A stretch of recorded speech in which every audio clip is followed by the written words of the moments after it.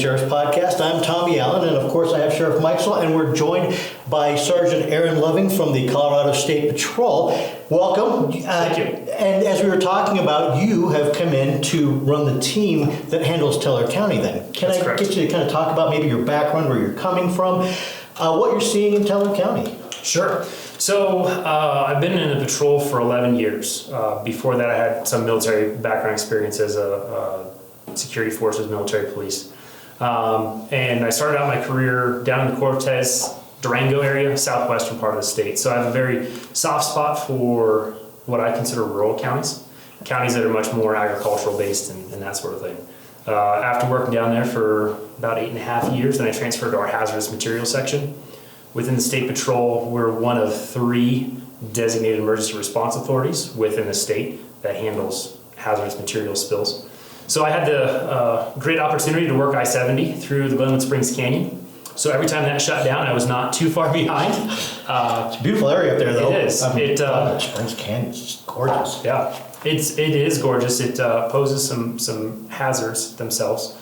Drivers have a hard time navigating it in the wintertime, especially when there's a lot of traffic on there.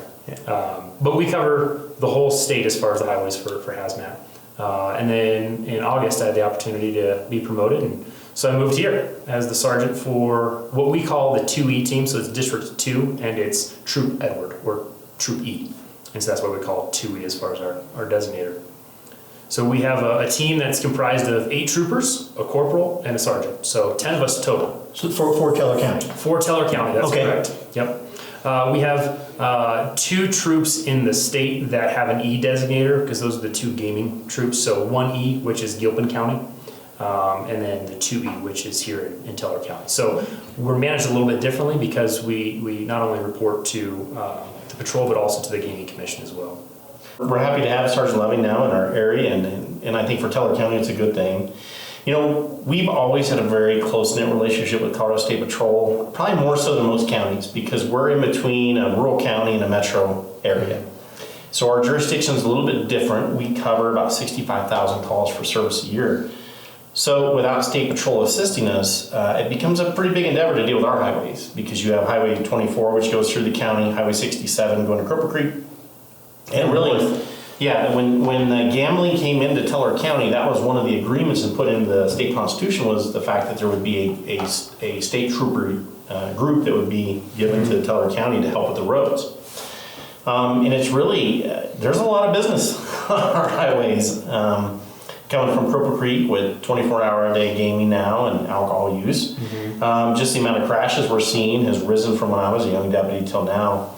So we've always worked well with State Patrol. It's been one of our closest allies, quite honestly. And really at a state level, we deal more with the State Patrol with large issues than we do, probably most agencies do. But they're in our office. They have an office right around the corner from us by the pumps, and it's a good thing. Car pursuits, they've assisted us, I don't know how many over the years, and it's been such a great relationship, and I'm so happy to have it. We do Law Enforcement Week. We do everything together. You know, to me, it's like having that law enforcement family is just extended, and now Trooper Loving gets to be a part of that, or Sergeant Loving. So it's nice to see. Yep, it's important for us. Everybody knows where the troopers sit, especially on 24. You know, we have the areas that we have bad crashes, and we have speeders that cause that. So we work there, but I think it's also important for us to be seen that we're not just you know, chasing taillights like a lot of people like to think. And what people don't realize is Colorado State Patrol, although their main mission is not probably domestic violence, things like that, they're still state police officers. Right. They still respond to assist us. Now, even though our jurisdictions means the sheriff has ultimate jurisdiction within the county, our State Patrol partners do come out and help us on those things if we need help. I've had them come out and help us on manhunts, standoffs, barricaded subjects. If we ever have a school, you know, I never want to say if we ever have a school shooting, if we ever have any type of thing like that, they'll be, and that's why those partnerships are so valuable at this day and time, because you know, we're not a small agency, we're 120 some personnel, so we're not small, but we need help. And during fires, floods that we've had, you know, basically avalanches, because we had those last year on a county snowplow. All those things you wouldn't think happen up here happen. And we have great partnerships. And really, that's the only way in law enforcement we succeed nowadays. Absolutely. So stand together and just keep going. So Yeah, that really kind of leads me to think about the really powerful team we've got as far as law enforcement goes, because we've got state, we've got that great agreement that we have with El Paso County down there, Sheriff Roybaugh. And so, there's a lot of horsepower for keeping the public safe here. Yeah. So, Sergeant Levy, talking about our partnerships and keeping things safe, we've got winter coming up. Can I ask you about your preparations for making sure that we're safe this winter? Sure. A lot of it has to do with, I want to say personal responsibility, but that's, kind of where it starts with our motoring public. We see a lot of times, especially this time of year, that folks aren't thinking about changing over to their winter tires or having adequate snow tires. The mountains they come calling. Once the ski resorts start opening up, we start seeing that there's a lot more people that are on our roads. Yeah.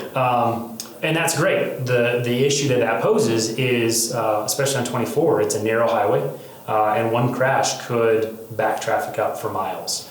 Making sure that our motorists keep a half tank of fuel, so if they're sitting on the side of the road, they're not going to run out. On I-70, we always talked about making sure you have an emergency kit. So you have water, you have some snacks, especially if you have dietary restrictions, making sure that you have appropriate types of medications, for somebody who's diabetic or is on a prescribed medication, that sort of thing. Blankets, if for whatever reason you did get stranded, because some of our storms, we like to predict them, but there's some that they come in with a vengeance, and the road gets shut down for no fault of our own, and we're left out there. So that's where a lot of the preparation from the individual motorist comes in.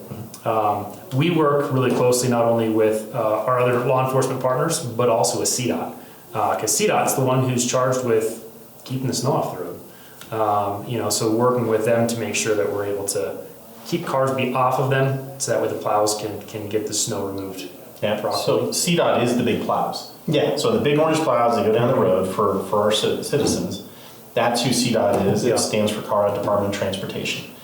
So, having those resources and helping us deal with that. And I think the bigger thing too is if you don't need to be on the road during the winter, don't be on the road. Absolutely. I think, that's what gets us a lot of times is just because it's snowing and you really want to get to Cripple Creek, do you really need to get to Cripple Creek to gamble? Right. There's some thoughts of just stay home. And last year we saw with the big storm, that one had a lot of crashes, and it puts all of my deputies at risk, puts Colorado State Patrol at risk. Just stay off the roads, stay home. So the sheriff kind of alluded to it in that the Colorado State Patrol, all of our uniform members, sworn members, have full police authority. So that really means that we go in the four corners or the four boundaries of the state. Some states, I know that their jurisdiction is limited to certain roadways. Ours are any public roadway. Okay. So really the way that we look at it is anywhere that we may or may not be tasked with covering a crash are roads that we want to make sure that we're actively enforcing on. That's not to say that we cannot stop cars and take enforcement action on city streets or on county roads. Predominantly, especially here in Teller County, we cover the crashes on any of the state highways and then also on our county roads. Areas like Woodland Park, we can assist them, but the police department is the one who takes care of their own crashes, so we don't work, when I say we're not patrolling city streets and that sort of thing. You may see us out there. There may be a need for us to help out our other agencies. We typically aren't going to be patrolling on our U.S. Forest Service roads, but we still cover crashes out there. So, and it just depends on the type of crash, the severity of it, because that's really one of the things that we're trained in. We spend a lot of time throughout our academy and then throughout our career is working on crash investigation. Which is hugely helpful because with us, we're more responding towards primary calls. So things like domestic violence, robberies, burglaries, thefts, the major type of things. So state patrols work with the crashes is kind of huge. Crashes are kind of huge because there's so much to a crash scene. It's not just somebody hit somebody. It's you got diagrams, you got measurements. It's not something unless you go through the level 1, the level 2, and the level 3 crash investigations to understand those things. And we just don't have the time to respond to that traffic issue. So even in the Forest Service, a lot of times when we have a crash, we'll call State Patrol and they'll come out, even though it's not their jurisdiction. They really don't, do it, they help us by doing it. And that's been huge because we get some pretty major crashes sometimes, and it's hard for us to deal with the type of investigation it is without having those types of things set in place. So yeah, and talk about the community partnerships for us, because we don't deal with person-on-person crime as regularly. It's not uncommon for us to stop a car and for the occupants to be in some sort of physical altercation, like a domestic violence. And a lot of times, that's where then we call our counterparts for the sheriff's office and say, we're kind of out of our league. We don't deal with this on a daily basis. We can, but vice versa. When it's on a crash, call those who are trained up, who have the materials and the trainings to be able to handle it and do the investigation, and let's work on this collaboratively as opposed to creating silos. Yeah, victim crimes, and then I think what's happened too is in law enforcement things have become more specialized. Right, we don't do traffic crash because it's specialized. Yeah. Dealing with a victim crime nowadays, where you have to have a victim's advocate, you have to do so many things. Once you book them in the jail, we have to do red sheets. We have to contact the victims. There's so much involved that if you don't do it all the time, like for us, it's like an accident. We don't do it. So it would take me all day to do a simple traffic accident because I have to go back to my academy days to get the measuring tape out and try to figure that out. Where, these guys, it's a 15-minute job. For me, it's a 10-hour day. Whereas domestic on the other side may be the same type of thing. It's much faster for us to deal with it, identify the key issues, and go through that way. Or dealing with a mental subject, and comparatively how we deal with that is not something they may deal with every day. So there is a difference. We can all do all those things, but it's becoming more specialized because we're held to such a high standard now with everything that we do. So it does take those partnerships. Yep. We had talked about there's a lot of misunderstandings. People see the state patrol and immediately they think that your job is just to get out there and get them in trouble, but that's not necessarily the case. Can we talk maybe a little bit about really the misunderstandings about state troopers and really what their job it really entails? Yeah, and that's kind of going back to our initial conversation as far as why do we exist? What are we there for? We have the Patrol Act of 1935, which is what brought us into existence. And in that, it stipulates one of the things that we're going to do is traffic safety. And there's a nexus to most every crime, and that is that most people use cars. When we are stopping cars, we're not always looking just for the criminal element. We're looking for, a lot of times, good drivers that are making bad mistakes or bad choices. Think about speeding. There's a lot of folks that think that, well, it's not that big of a deal if we're speeding. But what we see on the other side is the speed aids in the cause for crashes. So we're trying to reduce our crashes because we, as a society, we don't want to see our motoring public injured or have fatalities because of the crashes, because that affects us as a whole. It affects our insurance rates. It affects our commuting time. It affects a lot of the different aspects for our society. So when we're out looking and stopping cars, we're not necessarily always looking for a lot of the jokes as well. Aren't you looking for the bank robbers today and that sort of thing? We're also looking for impaired drivers. That's a big part of what we're doing. And not just impaired from alcohol, but also marijuana and other things. But then we're also looking at drivers who are distracted, that are on their cell phones, that maybe they're not having a criminal element like we would think of with, true hard crime, but that the driver's just not paying attention. And unfortunately, those are the drivers that crash and then cause bigger issues. So when we're out there, we're really looking to correct people's driving behavior as opposed to just issuing a citation. I know people always talk about quotas and revenue and that sort of thing. But really our focus and our goal is to change people's driving behavior. And Tommy, there's a big piece to that, right? I mean, insurance goes up because there's more crashes. Insurance goes up because there's more unsafe drivers. Well, what happens if we can lower those stats? And I think a lot of that means your insurance will start to go down. Yeah. And there does a correlation for us in this county. I think everybody that gets a car, right? It's the one thing that's the easiest law to break by speeding or making a left turn when you shouldn't, or doing a U-turn when you shouldn't. What people don't realize is those things, they seem small, but in a fraction of a second, they can cause somebody's life or they can cause an injury. And sometimes someone needs to tell them or educate them as to why. So a lot of what State Patrol does too, that I've always been with them, is education. This is, you can't just educate people by just always telling them. There has to be a consequence of an action. We get complaints almost every day on traffic in subdivisions, different places. And, we'll do 6,000 stops a year just on traffic violations, and we'll write, half of those in tickets. But people still don't think we're writing tickets because everybody's speeding. Well, it is an education piece to identify that we do have traffic issues and where it's at. Right now, if you look, a lot of people aren't getting their license plates renewed. How are you going to change that behavior? You have to write somebody a ticket. Why aren't they getting their license plates changed? They're not getting insurance. So what happens when a safe driver gets hit by an unsafe driver, and that unsafe driver doesn't even have insurance? Would you wish somebody would have stopped them and given them a ticket prior to make them get insurance? I think that's where most people now are starting to miss. They're not out there just doing those things. We're not out there just stopping people just because. There's a reason to educate people about those things. And sometimes to educate people, you have to give them a ticket because they don't want to learn any other way. Right. So, Talking about learning the hardest way, and I'm not going to ask you to get into it, but we actually started this podcast a little bit late today because Sergeant Loving was out covering a fatal crash, correct? So they're out there. It, like I said, one happened within hours ago. So